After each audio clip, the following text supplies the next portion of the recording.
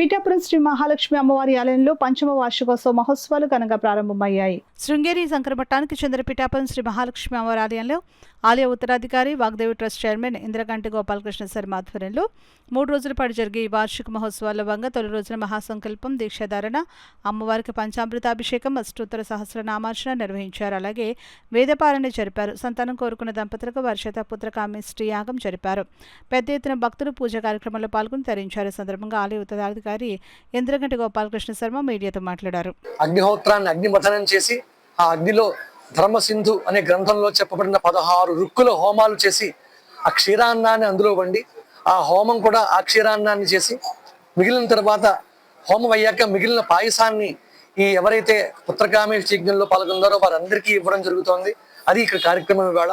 ఇది కాక వైదికమైనటువంటి అమ్మవారికి అభిషేకం, అర్చన, సహస్రనామార్చన, ప్రత్యేక అభిషేకం ఇవన్నీ కూడా జరిగాయి. అదేవిధంగా లక్ష్మీ బీజాక్షర సంపుటితో శ్రీ సూక్తం పారాయణ, లక్ష్మీ మూలమంత్ర జపం ఇలాంటివన్నీ కూడా జరుగుతూ ఉన్నాయి. మొదటి రోజు కార్యక్రమాలు వైభవంగా ప్రారంభమై జరుగుతూ ఉన్నాయి. పుత్రకామేష్టి యజ్ఞం పూర్తవుతోంది.